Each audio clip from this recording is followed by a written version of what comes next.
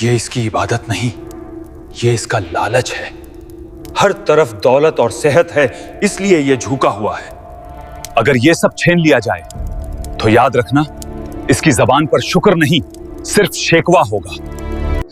یہ بات ہے اس وقت کی جب ملک شام کے علاقے حران میں اللہ کے ایک عظیم نبی آباد تھے۔ ملک شام کا علاقہ حورن، اس مٹی نے بڑے عظیم واقعات دیکھے ہیں میرے دوست۔ یہ بات ہے اس انسان کی جس کے پاس دنیا کی ایسی کوئی نعمت نہ تھی جو موجود نہ ہو۔ بے تحاشا دولت، اس گھر کی دیواروں میں برکت ہی برکت ہے۔ بے تحاشا دولت، ہزاروں بھیڑ بکریاں، غلام اور 14 خوبصورت بچے۔ دیکھو اس کی زمین اور دولت، جہاں تک نظر جاتی ہے انہی کی ملکیت ہے۔ دنیا کی ایسی کوئی نعمت نہیں جو ان کے دروازے پر موجود نہ ہو۔ سبحان اللہ۔ لیکن اس شخصیت کا دل اپنے رب کی محبت میں اتنا گہرا تھا کہ ہر نعمت ملنے پر ان کا سر زمین پر سجدے میں گر جاتا۔ یہ تھے اللہ کے عظیم نبی حضرت ایوب علیہ السلام۔ اور پھر شروع ہوئی وہ آزمائش جس نے زمین و آسمان کو ہلا کر رکھ دیا۔ ضرور کوئی بڑا گناہ ہوا ہے، ورنہ کوئی اتنی شدت سے نہیں آزمایا جاتا۔ ایک دن اچانک آسمان سے آگ برسی اور ان کی ساری فصلیں اور جانور جل کر راکھ ہو گئے۔ آسمان کو دیکھو، یہ کیسا عذاب نازل ہو رہا ہے۔ وہ بھی اس خبر سے سنبھلے ہی نہ تھے کہ اچانک زلزلہ آیا اور اس گھر کی چھت گر گئی جس میں ان کے سارے بچے موجود تھے۔ ایک ہی دن میں سب کچھ ختم۔ ان کی ساری زندگی کی کمائی اور ساری اولاد ایک ہی دن میں چلی گئی۔ لیکن ان کے ہونٹ ہلے اور انہوں نے فرمایا، میرا رب جب چاہے دے اور جب چاہے واپس لے لے، سب اسی کا ہے۔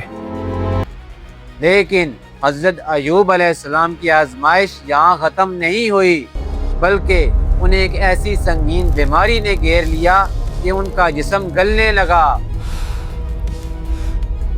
تکلیف اتنی بڑھ گئی کہ قبیلے والوں نے، دوستوں نے اور رشتہ داروں نے انہیں بستی سے باہر نکال دیا۔ ان سے دور رہو، ان کی بیماری پوری باستی کو اپنی لپائٹ میں لے لے گی۔ انہیں باستی سے نکال دو، یہ بیماری ہم سب کو تباہ کر دے گی۔ پتہ ہے کتنے سال؟ ایک دو نہیں بلکہ پورے 18 سال۔ چلیے اس واقعے کو سمجھتے ہیں سنیمیٹک انداز سے اور اس کی گہرائی میں اترتے ہیں۔ حضرت انس بن مالک رضی اللہ عنہ سے روایت ہے کہ حضرت ایوب علیہ السلام اس آزمائش میں 18 سال تک رہے۔ کہاں گئی وہ دولت اور وہ شان و شوکت؟ آج مٹی کے سوا کچھ بھی پاس نہیں۔ یہاں تک کہ ان کے اپنے بیگانے سب چھوڑ گئے۔ ضرور کوئی بڑا گناہ ہوا ہے، ورنہ کوئی اتنی شدت سے نہیں آزمایا جاتا۔ تو ذرا سوچئے، ایک نبی جو اللہ کو بہت پیارا ہے، وہ 18 سال تک بیڈ پر بیمار ہے اور صبر کر رہا ہے، اور آج ہم یہاں صبر کا مطلب ہی نہیں سمجھتے۔ ہم سمجھتے ہیں کہ صبر کا مطلب یہ ہے کہ آنسو نہیں نکالنا اور رونا نہیں۔ صبر کا مطلب آنسو روکنا نہیں، بلکہ ہر درد میں رب کی رضا میں راضی رہنا ہے۔ مشہور اسلامک اسکالر حضرت قیم رضی اللہ عنہ نے فرمایا کہ صبر کا مطلب یہ نہیں ہے کہ تکلیف محسوس نہ ہو، بلکہ صبر یہ ہے کہ تکلیف کی شدت ہو، لیکن زبان پر اللہ کے خلاف کو شکوہ نہ آئے، اور یہی کیا حضرت ایوب علیہ السلام نے۔ میرا رب جب چاہے دے اور جب چاہے واپس لے لے، سب اسی کا ہے۔ قرآن میں سورۃ الانبیاء کی آیت نمبر 83 میں جب بھی سنتا ہوں تو میرے رونگٹے کھڑے ہو جاتے ہیں۔ اور ایوب علیہ السلام کو یاد کرو کہ جب اس نے اپنے رب کو پکارا، آئے میرے رب، مجھے تکلیف پہنچی ہے اور تو سب سے بڑھ کر رحم کرنے والا ہے۔ تو ذرا سوچئے، 18 سال کی بیماری میں وہ فرما رہے ہیں کہ میرے رب مجھے ہلکی سی تکلیف پہنچی ہے۔ یہ تھا ان کا ادب اپنے رب کے آگے۔ اور آخرکار پھر وہ وقت آ گیا جب آسمان کے فرشتوں نے بھی اس عظیم صبر پر رشک کیا۔ اور پھر وہ دن آیا، اللہ کا حکم نازل ہوا۔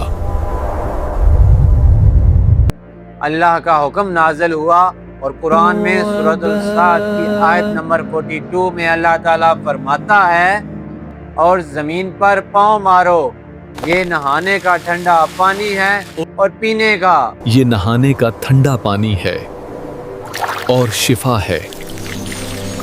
اور جب حضرت ایوب علیہ السلام نے اس سے غسل کیا اور اسے پیا تو 18 سال کی یہ خوفناک بیماری اور زخمی جسم ایسے دھل گیا جیسے کبھی کچھ ہوا ہی نہ ہو۔ اللہ نے انہیں ان کی جوانی اور ان کی صحت واپس لوٹا دی۔ نہ صرف صحت بلکہ اللہ نے انہیں ان کی بیوی کے ذریعے پہلے سے 2 گنا زیادہ بچے عطا کیے، اور ان کے آنگن میں آسمان سے سونے کی ٹڈیاں برسائی گئیں، اور حضرت ایوب علیہ السلام کی عزت، دولت اور مرتبہ پہلے سے کہیں زیادہ بلند ہو گیا۔ اللہ نے انہیں وہ مقام دیا جو صادیوں تک لوگوں کے لیے مثال بن گیا۔ تو اب سوال یہ ہے کہ قرآن کی اس کہانی کا ہماری آج کی زندگی سے کیا کنیکشن ہے؟ آج ہم تھوڑی سی بیماری یا کوئی بزنس میں ڈیل فیل ہونے پر سب ختم ہو گیا، اتنی محنت کی تھی اس ڈیل پر اور اب سب ہاتھ سے نکل گیا۔ یا کسی اپنے کے بدل جانے پر روتے ہیں اور اللہ سے گلا شکوہ کرتے ہیں کہ میرے ہی ساتھ ایسا کیوں ہوا؟ میرے ساتھ ہی ایسا کیوں؟ میں نے کسی کا کیا بگاڑا تھا جو مجھے یہ دن دیکھنا پڑا؟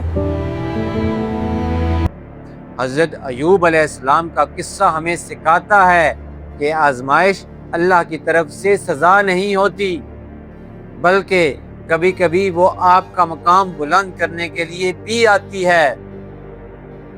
اور جب چاروں طرف اندھیرا ہو، ڈاکٹر جواب دے دیں، ڈاکٹر نے جواب دے دیا ہے، اب کوئی راستہ نظر نہیں آتا، اور بینک اکاؤنٹ خالی ہو تو صبر کرنا اور اپنے رب پر یقین رکھنا، یہی اصل صبر ہے۔ بینک اکاؤنٹ خالی ہے، گھر کا چولہا ٹھنڈا، اب صرف رب کا ہی سہارا ہے۔ صبر کیجئے، کیونکہ ہر مشکل کے بعد آسانی ہے، اور اللہ صبر کرنے والوں کے ساتھ ہے۔ میں کوشش کر رہا ہوں کہ اسلامک ہسٹری اور قرآن کی ان عظیم کہانیوں کو اس سنیمیٹک اور ڈاکومنٹری فارمیٹ میں آپ تک لا سکوں، تاکہ ہمارے بچے دین سے جڑے رہیں۔ فیتھ، لیگیسی، سنیما، صادیوں کی داستان آج کی یوتھ کے لیے۔ ساکی سپیکس۔